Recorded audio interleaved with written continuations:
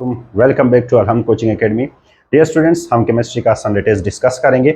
आप लोगों को मैं एक बात बताता चला जाऊं बिफोर द डिस्कशन के अलहम्द कोचिंग एकेडमी अपना ऑनलाइन ऐप ला रहे हैं, जिनमें आप लोगों को ऑनलाइन ट्यूशन के classes chemistry, biology, physics, maths and English, साथ साथ में आपको इंडी टेस्ट के लेक्चर भी मिल जाएंगे। बहुत जल्द लॉन्च कर रहे हैं, तो ये सारा डिस्कशन आपको वहाँ पे मिल जाएगा along with tuition classes and also with MDCAT classes. चलो हम अपना डिस्कशन शुरू करते हैं। लास्ट संडे टेस्ट के केमिस्ट्री एमसीक्यूज हम डिस्कस करते हैं।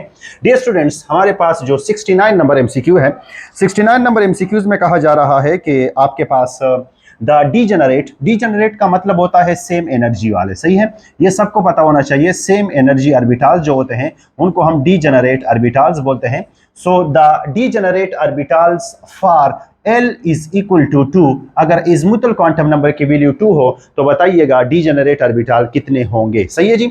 अब आपको मैं ऑर्बिटल के बारे में बताता चला जाऊं। हमारे पास S होता है, हमारे पास P होता है, हमारे पास D होता है और साथ में क्या होता है F। अगर हम यहाँ पर L की वैल्यू लिखना चाहें तो S के लिए L की वैल्यू 0 होती है, जबकि P के लिए L की वैल्यू 1 होती है, जबकि D के लिए L की वैल्यू 2 और F के लिए L की वैल्यू कितनी होती है, 3 होती है। तो यहाँ पर आपसे जो क्वेश्चन किया गया है वो D के बारे में किया गया है कि D में कितने डीजेनरेट यानी सेम एनर्जी के ऑर्बिटल हैं। तो डियर स्टूडेंट्स, एनर्जी के सेम एनर्जी के ऑर्बिटल का अंदाजा हम यहाँ पर लगा सकते हैं कि डी सबशेल जो है इसके अंदर कितने ऑर्बिटल मौजूद हैं। तो इसके अंदर 5 ऑर्बिटल मौजूद होते हैं, जिनमें से हमारे पास dx, साथ में dyz और साथ में zx और dx² माइनस y² और साथ में क्या होता है dz²। ये 5 ऑर्बिटल यहाँ पर होते हैं और इन 5 ऑर्बिटल की एनर्जी क्या होती है, सेम होती है 1 2 3 4 5। यहां से आपको अंदाजा हो सकता है कि अगर L की वैल्यू 2 हो तो किसकी बात हो रही है, D सबशेल की बात हो रही है। और D सबशेल में कितने ऑर्बिटल होते हैं, 5 होते हैं, बशर्त ये कि ये बड़ी इंपॉर्टेंट बात मैं कह रहा हूं डियर स्टूडेंट्स, अगर आपने इसको एक्सटर्नल मैग्नेटिक फील्ड प्रोवाइड न किया हो या अगर यहां पर इलेक्ट्रॉन की बात न हुई हो तो ये ऑर्बिटल जो होते हैं ये क्या है, डीजेनरेट है। हाँ, जब आप इसको एक्सटर्नल मैग्नेटिक फील्ड प्रोवाइड करेंगे तो ये डीजेनरेट ऑर्बिटल नहीं कहलाए जा सकते हैं। ये भी आपने अपने माइंड में रखना है कि in the presence of external magnetic field क्या ये ऑर्बिटल जो आपके पास है किया ये डीजेनरेट होंगे, नो ये डीजेनरेट नहीं होते हैं, ठीक है, अगर इसमें इलेक्ट्रॉन मौजूद हो। सो हमारा क्वेश्चन तो ये है कि इनमें यहाँ पर डीजेनरेट ऑर्बिटल कितने होंगे। तो डीजेनरेट हमारे पास ये जो ऑप्शन है सी ऑप्शन हमारे पास करेक्ट है कि 5 जो ऑर्बिटल होते हैं वो क्या होते हैं, डीजेनरेट ऑर्बिटल होते हैं। सिमिलरली डियर स्टूडेंट्स, यहाँ पे 7 डीजेनरेट ऑर्बिटल होते हैं और यहाँ पे डियर स्टूडेंट्स 3 डीजेनरेट ऑर्बिटल होते हैं। इस एमसीक्यूज को आप लोगों ने सब कुछ यहाँ पर याद रखना है, कोई भी एमसीक्यूज आपसे यहां पूछा जा सकता है, ठीक है जी। चलो आगे चलते हैं। आगे हमारे पास क्या है, which of the following set of quantum number show highest energy of an electron. Dear students, आपके पास अगर एनर्जी की बात आ जाए किसी भी इलेक्ट्रॉन के बारे में और जब वो ऑर्बिटल में मौजूद हो तो आपने एक फार्मूला यूज करना है n+l रूल, सही है, n+l रूल ये हम आपको पढ़ा चुके हैं। जिसकी n+l वैल्यू मोर आएगी यानी जिसकी n+l वैल्यू मोर होगी उसकी एनर्जी भी क्या होगी, मोर होगी। So more the n+l value more will be the energy, ये आपको पता होना चाहिए। लेकिन अगर केस ऐसे आया कि n+l वैल्यू फॉर एग्जांपल पहला हमारे पास एक ऑर्बिटल है और दूसरा हमारे पास एक ऑर्बिटल है और इन दोनों के लिए n+l वैल्यू सेम आ गई, तो आपने डिसीजन लेना है, किसकी बुनियाद पर डिसीजन लेना है, n की बुनियाद पर। जिसका n ज्यादा होगा उसकी एनर्जी क्या होगी डियर स्टूडेंट्स, ज्यादा होगी, ये आपको पता होना चाहिए, ठीक है जी। तो यहां पर हम डिस्कस करते हैं कि यहां पर n+l वैल्यू क्या आ रही है। आगे यहां पर हम इस पर डिस्कशन नहीं करेंगे m+l पर, क्योंकि ये एनर्जी के बारे में हमें कोई इंफॉर्मेशन प्रोवाइड नहीं करता है, ठीक है जी। तो यहां पर जो n+l वैल्यू आ रही है ये कितनी आ रही है डियर स्टूडेंट्स, 5 आ रही है। अगर आप यहां पर भी सोचें तो यहां पर भी n+l वैल्यू क्या आ रही है, 5 आ रही है। डियर स्टूडेंट्स, ये जो ऊपर इलेक्ट्रॉन मौजूद है या नीचे इलेक्ट्रॉन मौजूद है, मुझे तो लग रहा है कि दोनों इलेक्ट्रॉन की एनर्जी सेम होगी। क्यों? क्योंकि यहां पर n+l वैल्यू भी सेम है और यहाँ पर n की भी वैल्यू सेम है तो दोनों इलेक्ट्रॉन की एनर्जी सेम होगी। लेकिन अगर हम यहाँ पर आ जाएं और यहाँ पर n प्लस एल वैल्यू मालूम करें तो n 4 है और l जो है वो 1 है, तो यहाँ पर वैल्यू 5 बन रही है। ठीक है, अगर मैं नीचे आ जाऊं तो यहाँ पर n 3 है और l जो है वो 2 है, तो यहाँ पर भी 5 बन रही है। तो डियर स्टूडेंट्स, इन सब के लिए n plus L value same आ रही है। अब हमने डिसीजन लेना है, किसके बुनियाद पर डिसीजन लेना है? n की बुनियाद पर।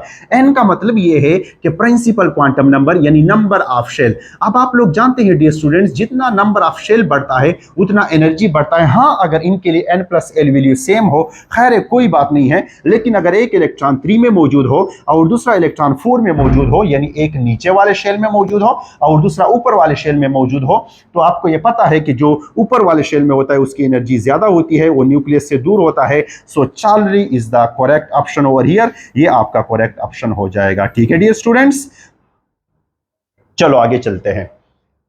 आगे हमारे पास क्या है? The value of Boyle's law constant depends upon. Value of Boyle's law constant depend upon. सबसे पहले बॉयल्स लॉ को हम, Boyle's law V is inversely related with the pressure, या V is equal to K divided by P, या K will be equal to the VP। VP हमारे पास होता है vice principal साहब। ठीक है, ये हमारे पास अब सवाल किया गया है कि ये जो बॉयल्स लॉ में K मौजूद है, जो कांस्टेंट मौजूद है, इसकी वैल्यू किस चीज पर डिपेंड करता है? तो डियर स्टूडेंट्स, मैं आप लोगों को कुछ पॉइंट्स बताने जा रहा हूं कि ये आपके पास ये नंबर ऑफ एटम पर, नंबर ऑफ एटम और नंबर ऑफ मॉलिक्यूल, यानी number of molecule of gas, number of molecule of gas पे डिपेंड करता है, मॉलिक्यूल ऑफ गैस। या अगर मैं इसको कुछ और अंदाज में लिखना चाहूं तो मैं कहूंगा नंबर ऑफ मोल पे ये डिपेंड करता है। किस चीज पे डिपेंड करता है? नंबर ऑफ मोल पे डिपेंड करता है। फॉर एग्जांपल, कुछ गैसेस के नंबर ऑफ मोल आपने ज्यादा लिए हैं तो उसका वॉल्यूम और प्रेशर ज्यादा होगा, तो उसकी K की वैल्यू अलग आ जाएगी। और ये डियर स्टूडेंट साथ में एक और चीज पर भी डिपेंड करता है जिसका नाम क्या है? टेम्परेचर है। मैं आप लोगों को बताने की कोशिश करता हूं, समझाने की कोशिश कर रहा हूं, क्योंकि आप लोगों के माइंड में आएगा कि सर ये तो कांस्टेंट है, ये तो सबके लिए सेम होना चाहिए, लेकिन ऐसा नहीं है। डियर स्टूडेंट्स, हमने दो सिस्टम लेते हैं, ये एक सिस्टम है मेरे पास और ये दूसरा सिस्टम है मेरे पास। इन सिस्टम में साइज में भी आपको फर्क नजर आ रहा है। यहां पर कोई गैस मौजूद है और लेट से इसके नंबर ऑफ मोल यहां पर क्या है? 2 है, और यहां पर जो गैस मौजूद है उसके नंबर ऑफ मोल आपके पास, यहां जो गैस मौजूद है उसके नंबर ऑफ मोल आपके पास क्या है डियर स्टूडेंट? 5 है।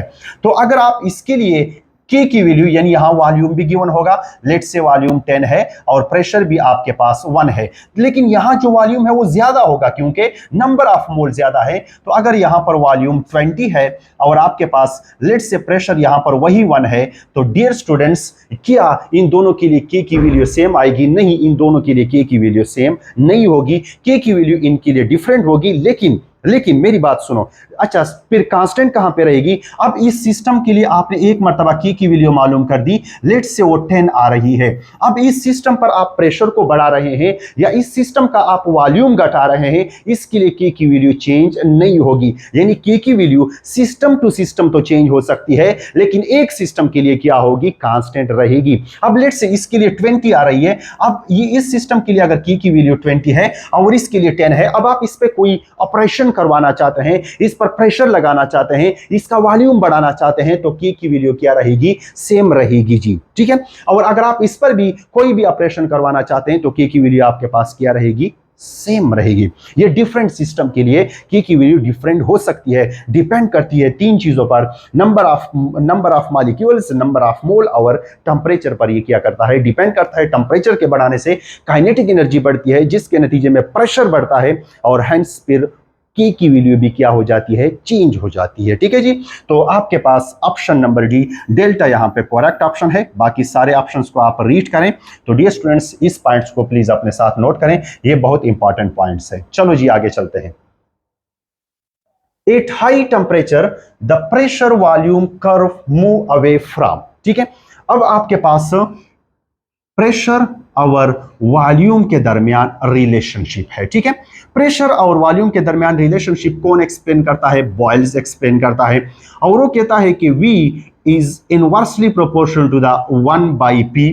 तो अगर इसके लिए मैं ग्राफ को ड्रा करने की कोशिश करूंगा तो डियर स्टूडेंट्स, यहां पर मेरा रहेगा 1/P और यहां पे मेरा रहेगा वॉल्यूम। ठीक है। या अगर मैं इसको इस तरह से ड्रा करने की कोशिश करूं, एक मिनट सॉरी, अगर मैं इसको सिर्फ P ले लूं, यानी मैं यहां पर जो ग्राफ ड्रा कर रहा हूं वो मैं ड्रा कर रहा हूं P V वर्सेस P, इनके दरमियान में क्या ड्रा कर रहा हूं, ग्राफ ड्रा कर रहा हूं। ठीक है जी। अब अगर आपके पास प्रेशर कम है तो वॉल्यूम ज्यादा होगा। ठीक है जी, वॉल्यूम ज्यादा होगा। अब अगर मैं प्रेशर को बढ़ाने की कोशिश कर रहा हूं तो वॉल्यूम कम होगा, स्लोली कम होगा, और इस तरह से आहिस्ता आहिस्ता से कम होता हुआ ऐसा कर्व बनेगा। और इसके लिए हम वर्ड इस्तेमाल करते हैं कि ये क्या है, आइसोथर्म है। आइसोथर्म मतलब है कि ये जो हमने इतना प्रेशर बढ़ाया और वॉल्यूम, इसको हमने कांस्टेंट टेम्परेचर पे लिया था। किस चीज पे लिया था, कांस्टेंट टेम्परेचर पे लिया था, कांस्टेंट टेम्परेचर। और वो कितना था डियर स्टूडेंट्स, 25C था। अब अगर मैं एक काम करूं कि मैं इस 25C के बजाय मैं टेम्परेचर को बढ़ा के 50C ले लूं, अगर मैं इसको 50C ले लूं तो मेरा जो ग्राफ बनेगा, अब इसको मैं यहां ड्रा करने की कोशिश कर रहा हूं, तो मेरा ग्राफ जो है वो इधर यहां से बनेगा, यानी will move away from the volume and also will move away from the line of the pressure. दोनों से ये क्या करेगा, अवे, यानी axis of volume and axis of pressure से दूर जाएगा।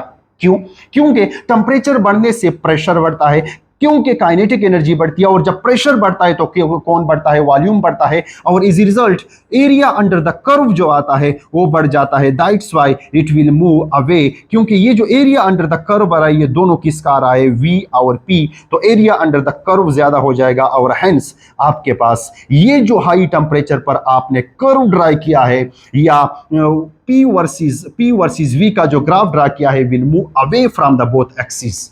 सही है जी, यानी वाई एक्सिस, ये लेट से मेरा वाई एक्सिस है और ये मेरा क्या है, एक्स एक्सिस है। ठीक है जी, तो कौन सा ऑप्शन सही हो जाएगा, एक्स एक्सिस से भी दूर भागेगा, वाई एक्सिस से भी दूर भागेगा, तो हमारे पास चार्ली ऑप्शन सही है, यानी आपके पास both A and B option क्या हो जाएगा डियर स्टूडेंट्स, करेक्ट हो जाएगा। ठीक है जी, चलो आगे चलते हैं। होप सो आप लोग इसको गेट कर रहे होंगे। आगे चलते हैं dear students. Weight of 1 dm cube of carbon dioxide 8 STP is, अच्छा ये तो आपको पता है कि आपके पास 22.4 dm क्यूब अगर कार्बन डाइऑक्साइड हो तो कितना मोल होता है, 1 मोल होता है, और उसका मास कितना होता है, 44 ग्राम होता है। कितना मास होता है, 44 ग्राम होता है। अब अगर मैं इसको 1 dm क्यूब के लिए मालूम करूं तो 22.4 dm क्यूब ये आपस में कैंसिल हो जाएगा। So 1 dm cube will be equal to the, equation के एक साइड पे जो काम किया है वो इक्वेशन के दूसरे साइड पर भी कर लूंगा। So will be equal to the, अगर इसको मैं यहां से कैंसिल आउट करूं, सो यहां बन जाएगा 1.92 और ग्राम अपनी जगह पे रहेगा। सो 1 dm cube of carbon dioxide will occupy how much, कितना उसका मास होगा, उसका मास होगा 1.92 ग्राम। कितना मास होगा डियर स्टूडेंट्स, 1.92 ग्राम। इस तरह के क्वेश्चन सॉल्व करने के लिए आपको थोड़ा सा आइडिया होना चाहिए एवोगैड्रो लॉ के बारे में, जिन्होंने कहा था मोलर वॉल्यूम आपको पता होना चाहिए, 8 STP कितना मोलर वॉल्यूम है, तो इस तरह के क्वेश्चन आप आसानी से सॉल्व कर सकते हैं। ठीक है जी, चलो आगे मूव करते हैं। The temperature at which the motion of molecule cease is called, यानी आपके पास एक ऐसा टेम्परेचर जिस पर गैस मॉलिक्यूल, यानी अगर मैं यहां पर वर्ड इस्तेमाल करूं, या मॉलिक्यूल, गैस मॉलिक्यूल या कोई भी मॉलिक्यूल, कोई भी, यानी आपके पास लिक्विड का हो या आपके पास सॉलिड का हो, वर्ड इस्तेमाल करना जरूरी नहीं है। अगर मैं यूज करना चाहूं गैस, लिक्विड, सॉलिड, कोई भी जिसका मोशन जो है मॉलिक्यूल का वो सीज हो जाए यानी खत्म हो जाए, वो कौन सा टेम्परेचर कहलाया जाता है, तो सबसे पहला ऑप्शन है डियर स्टूडेंट्स क्रिटिकल टेम्परेचर। इस क्रिटिकल टेम्परेचर को अगर आप गौर से देखें, सो क्रिटिकल टेम्परेचर वो टेम्परेचर होता है जिसको हम TC से रिप्रेजेंट करते हैं। क्रिटिकल टेम्परेचर वो टेम्परेचर होता है जिस टेम्परेचर पर कोई गैस, वो लाजिम टेम्परेचर, वो लाजमी टेम्परेचर जिसको आप रख के किसी गैस को लिक्विड में कन्वर्ट कर सकते हैं, उस टेम्परेचर को हम क्रिटिकल टेम्परेचर बोलते हैं। ये अपने साथ नोट किया करें। इसके बाद है standard temperature. Standard temperature 0C को हम बोलते हैं, 0 Celsius temperature is the standard temperature. और ये ऐसे है जी कि ये जो स्टैंडर्ड टेम्परेचर है आपके पास, ये स्टैंडर्ड टेम्परेचर आपके पास साइंटिफिक वर्क में यूज होता है और इसकी वैल्यू 0C है। यानी बहुत सारे साइंटिस्ट जब साइंटिफिक वर्क करते हैं तो स्टैंडर्ड टेम्परेचर रखते हैं और स्टैंडर्ड प्रेशर रखते हैं जिस पर वो साइंटिफिक काम करते हैं और साइंटिफिक काम उन पर परफॉर्म करते हैं। ठीक है जी। और वो 0C है, 0C पर कोई भी मोशन खत्म नहीं होता है। ऐसे बहुत सारे गैसेज हैं जिनका मेल्टिंग पॉइंट, बॉइलिंग पॉइंट वो कहीं कम है 0 से। ठीक है जी। चलो आगे चलते हैं। आगे क्या है? Absolute zero. अब एब्सोल्यूट जीरो जो डियर स्टूडेंट्स होता है ये 0 केल्विन होता है, 0 केल्विन होता है जिसको हम एब्सोल्यूट स्केल पे दिखाते हैं। ठीक है। एब्सोल्यूट टेम्परेचर ऐसा टेम्परेचर जिसको आप केल्विन स्केल पे दिखाते हैं। For example 31 kelvin absolute temperature है ये, क्योंकि मैंने केल्विन स्केल पे दिखाया है। For example 30 kelvin, for example 50 kelvin, ये मेरे पास क्या है? एब्सोल्यूट टेम्परेचर है। एक और वर्ड है एब्सोल्यूट जीरो। एब्सोल्यूट जीरो वो लोवेस्ट टेम्परेचर है, वो लोवेस्ट टेम्परेचर है जिस पर सारे के सारे गैसेस का या सारे के सारे मॉलिक्यूल्स का मोशन सीज हो जाए, उनको हम क्या बोलते हैं? उनको हम एब्सोल्यूट जीरो। यानी यहां अगर मेरा सही ऑप्शन है तो चार्ली मेरा सही ऑप्शन होगा। सो सी जो है डियर स्टूडेंट्स यहां पे हमारा करेक्ट ऑप्शन है। इसके बाद है ट्रांजिशन टेम्परेचर। ये एलोट्रॉप के लिए हम यूज करते हैं जब दो एलोट्रॉपिक फॉर्म को एग्जिस्ट करते हैं एट इक्विलिब्रियम, और उस टेम्परेचर को हम क्या बोलते हैं? ट्रांजिशन टेम्परेचर बोलते हैं। होप सो आप लोगों ने बहुत कुछ इनमें से गेट किया होगा। चलो जी अगले एमसीक्यूज पे चलते हैं। Kinetic energy is directly proportional to temperature. This proportionality with the proportionality constant is, dear students, आपके पास काइनेटिक इंटरप्रिटेशन ऑफ टेम्परेचर है। Kinetic interpretation of temperature Punjab book के पेज नंबर 56 पे वहां मौजूद है। और वहां का अगर मैं आप लोगों के लिए फाइनल फॉर्म लिखना चाहूं, सो द काइनेटिक एनर्जी, मैं फाइनल रिजल्ट पे जा रहा हूं। Kinetic energy is equal to 3R divided by 3R divided by 2Na and T absolute temperature. ये मैंने डियर स्टूडेंट्स आपके सामने इसका फुल फॉर्म लिखा है जो आपको मिलेगा पंजाब के टेक्स्ट बुक में पेज नंबर 55 पर और काइनेटिक इंटरप्रिटेशन ऑफ टेम्परेचर में। ठीक है जी। वहां वो तफसील से हमने एक्सप्लेन किया हुआ है।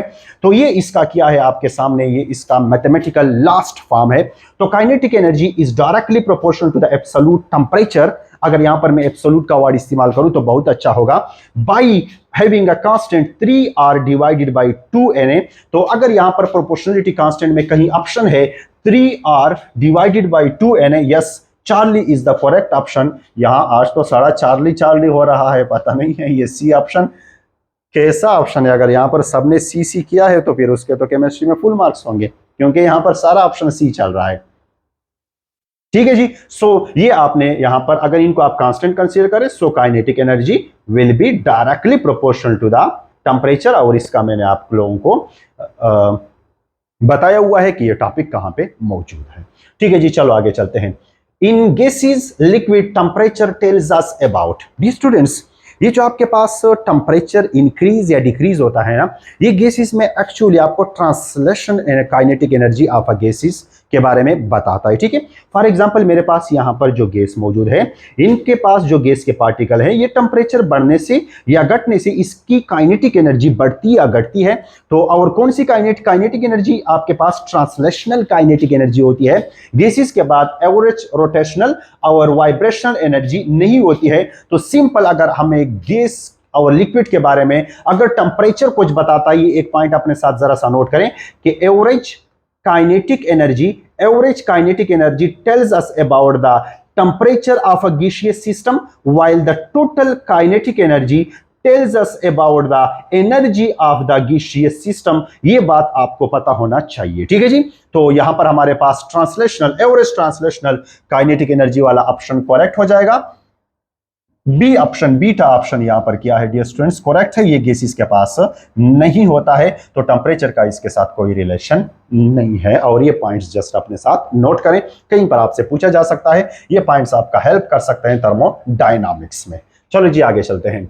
Which of the following expression for pressure is correct, यानी नीचे दिए गए एक्सप्रेशन में से प्रेशर के लिए कौन सा करेक्ट है। मैं आप लोगों के सामने कुछ वैल्यूज लिख रहा हूं, जस्ट आप इसको अपने साथ लिखें कि अगर प्रेशर 1 atm हो, atm is the largest unit of pressure, ठीक है, will be equal to the 1.103, या अगर हम इसको इस तरह, सॉरी मैं इसको इस तरह से लिखना चाहूं, एक मिनट मैं ऐसे कर लूं कि इसको मिटा दूं।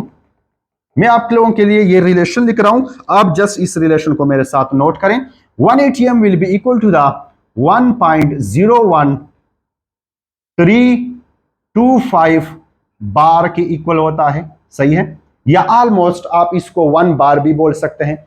ये इक्वल होता है 14.7 psi, इसको अपने साथ नोट करें, 14.7 psi, और ये इक्वल होता है डियर स्टूडेंट्स 14.7, ये पूरा रिलेशन है, ये इक्वल होता है आपके पास 101,325 न्यूटन मीटर इनवर्स स्क्वायर, ठीक है, या पास्कल,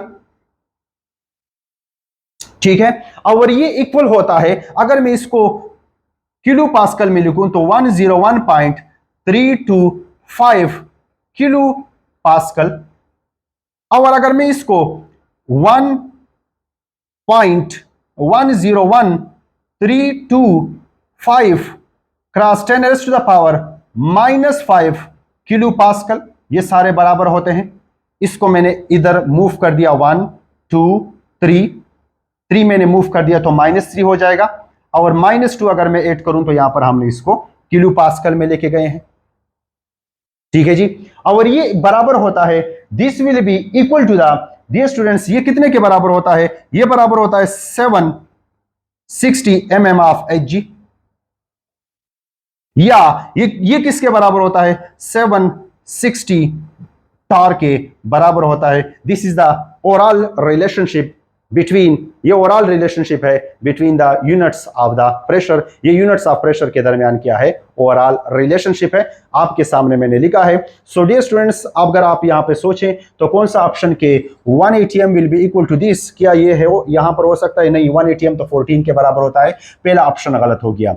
ये 1013 पॉइंट, अगर ये 3 पॉइंट है तो क्या यहां पर नहीं, यहां पर तो है 101 पॉइंट, यानी 3 के बाद पॉइंट नहीं है, 1 के बाद पॉइंट है, तो ये ऑप्शन यानी ये भी गलत हो जाएगा।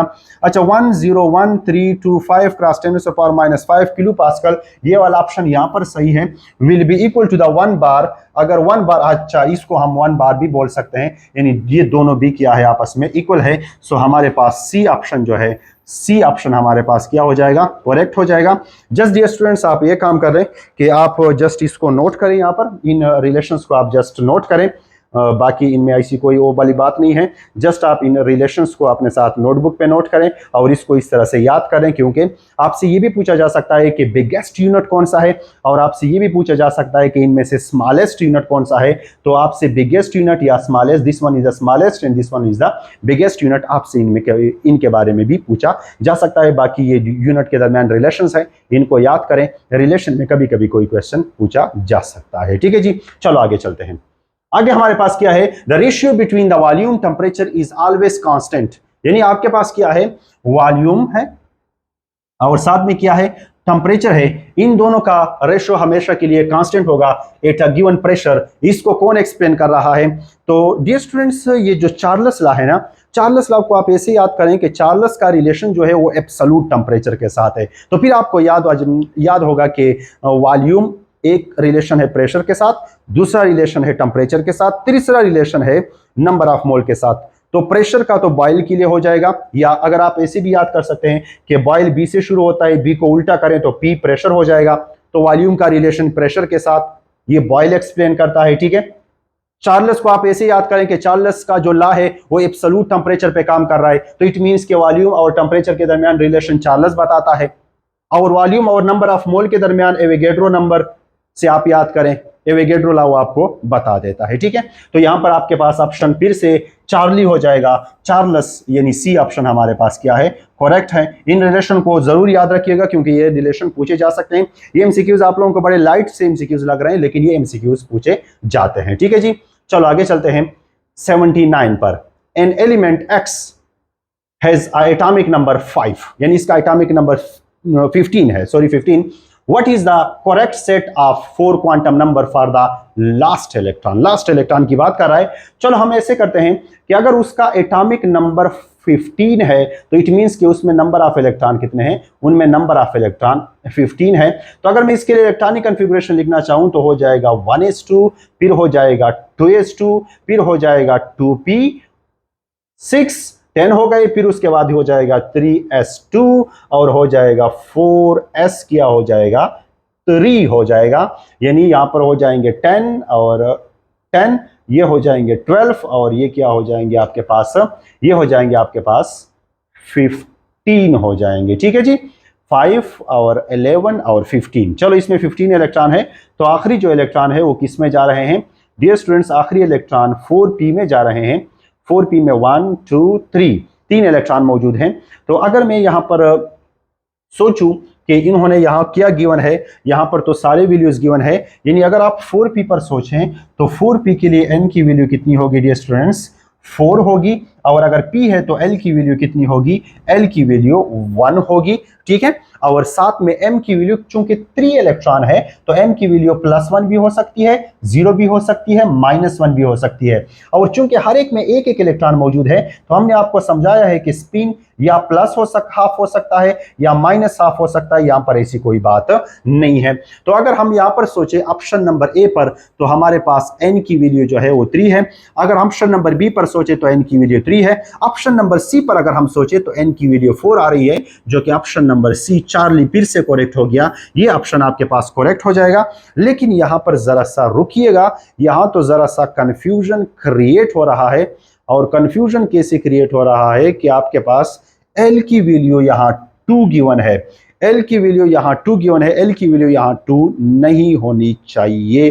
ठीक है, L की वैल्यू यहां 2 नहीं होनी चाहिए, L की वैल्यू यहां पर कितनी होनी चाहिए, 1 होनी चाहिए। अगर L की वैल्यू यहां 1 है तो ये सी ऑप्शन आपके पास करेक्ट है। लेकिन अगर N की वैल्यू 2 है तो ये करेक्ट नहीं है, क्योंकि फिर ये d ऑर्बिटल को रिप्रेजेंट करेगा, जो कि 15 इलेक्ट्रॉन वाले में d ऑर्बिटल इन्वॉल्व नहीं होता है। ठीक है जी, ये आपको पता होना चाहिए। ठीक, अच्छा जी, अच्छा जी, अच्छा जी, 3p है यहां पर। ठीक है, ठीक है, ठीक है।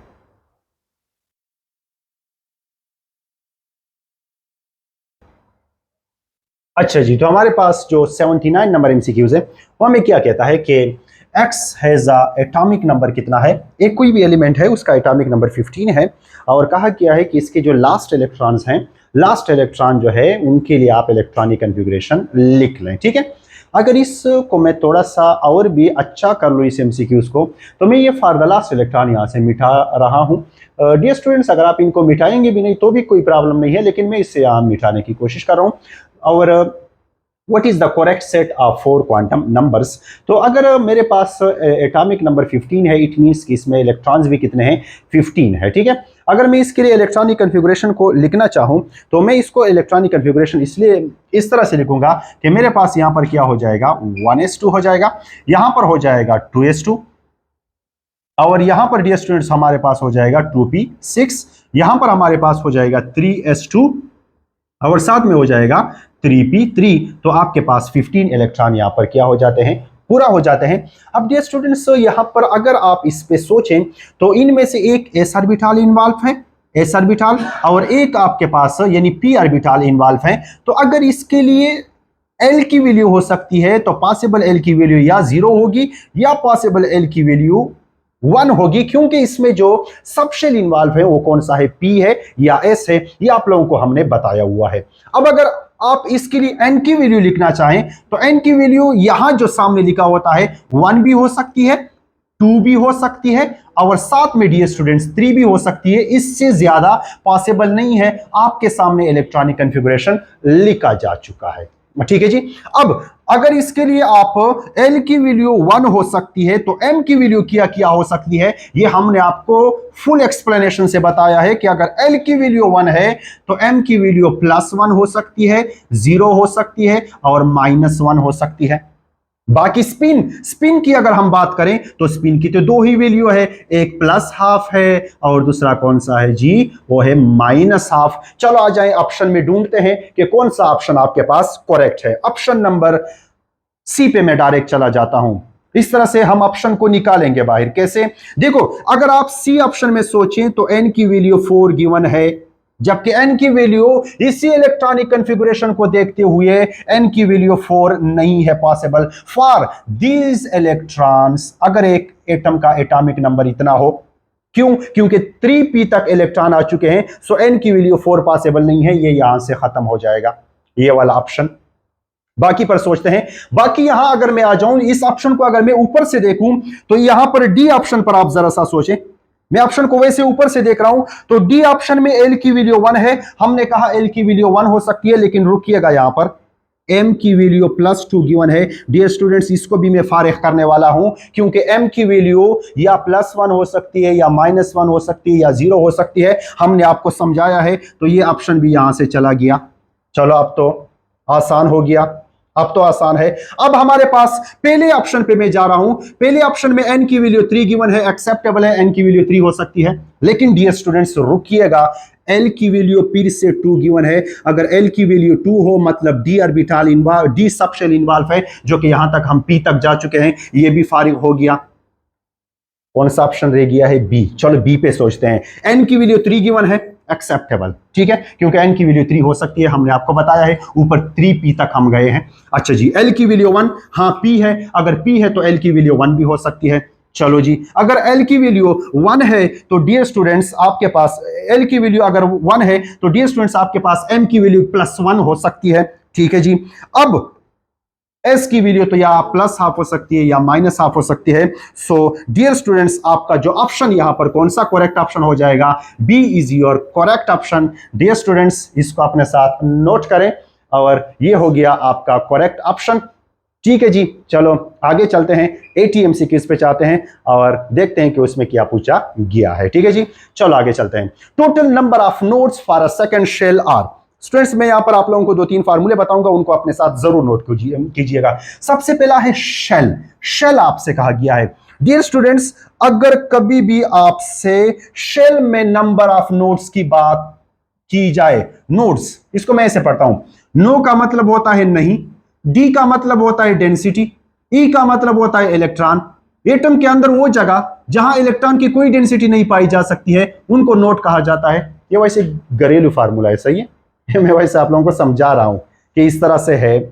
अच्छा जी, सेकंड शेल के अंदर नंबर ऑफ नोड्स की बात की गई है, तो फार्मूला नोट करो, फार्मूला नोट करो, शाबाश, शॉर्टकट नोट करो। अगर शेल के अंदर नंबर ऑफ नोड्स की बात हो तो आपका फार्मूला है n² into n-1। Dear students note करो, शाबाश। शेल के अंदर अगर बात की जाए, अगर ऑर्बिटल के अंदर बात की जाए, किसके अंदर बात की जाए? ऑर्बिटल के अंदर बात की जाए तो वहां पर फार्मूला होगा n-1। क्या होगा? n-1। सबका प्रैक्टिस भी करवाता हूं। अब ऑर्बिटल आपके पास दो तरह के होते हैं, एक होता है रेडियल, प्लीज इस पॉइंट को अपने साथ नोट किया करें। रेडियल नोट, सॉरी नोट दो तरह के होते हैं, एक होता है radial node, sorry for words अखवा देखा, और दूसरा क्या होता है आपके पास, एक होता है रेडियल नोट और दूसरा क्या होता है आपके पास? Angular node. Angular node. अब डियर स्टूडेंट्स देखिएगा, अगर आपसे कभी रेडियल नोट की बात की जाए तो रेडियल नोट का फार्मूला है n-l-1। और अगर आपसे कभी एंगुलर नोट की बात की जाए तो आप जस्ट उस ऑर्बिटल का एज़िमुथल क्वांटम नंबर लिखा करो, और वो आपके पास उसके अंदर क्या होंगे? नंबर ऑफ एंगुलर नोड होंगे। तो चलो जी एग्जांपल से शुरू करते हैं। सबसे पहले तो अपने एमसीक्यूज को यहीं पर सॉल्व कर देते हैं, बाकी सारे पॉइंट्स, सारे शॉर्टकट, जितने एमसीक्यूज पूछे जा सकते हैं, इस एक से एक एमसीक्यू से हम 4-5 एमसीक्यूज बना देते हैं, ठीक है जी।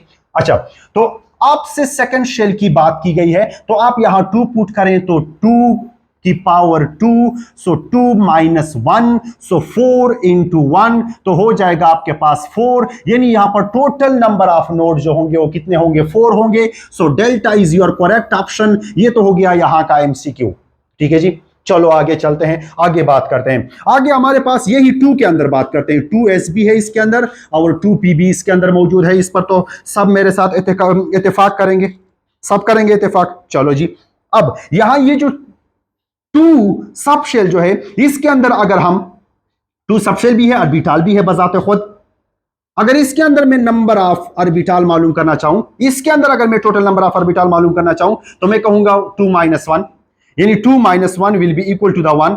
इट मींस कि एस के अंदर 2s के अंदर एक नोड है। अच्छा, अब इसको देखना चाहता हूं कि क्या ये रेडियल नोड है या एंगुलर नोड है। तो रेडियल नोड का फार्मूला अगर अप्लाई करूं तो n माइनस एल माइनस 1। सो n क्या है, 2 है, माइनस l के लिए l की value for s is 0, minus 1 will be equal to the 1। अच्छा जी, यानी रेडियल नोड जो है डियर स्टूडेंट्स, वो s के लिए कितना आ गया, 1 आ गया, आपके सामने लिखा जा चुका है। और यहां पे कहा गया है कि इस 2s के अंदर टोटल नंबर ऑफ नोड भी 1 है। अच्छा, इसको देखना चाहते हैं कि क्या 2s के अंदर एंगुलर नोड है या नहीं है। तो अगर आप इसको देखना चाहें तो यहां पर s के लिए l की वैल्यू 0 होती है, सो s के अंदर एंगुलर नोड नहीं होता है। बहुत बड़ा एमसीक्यू है। s जो भी हो, s 2s हो, 1s हो, 3s हो, 4s हो, 5s हो,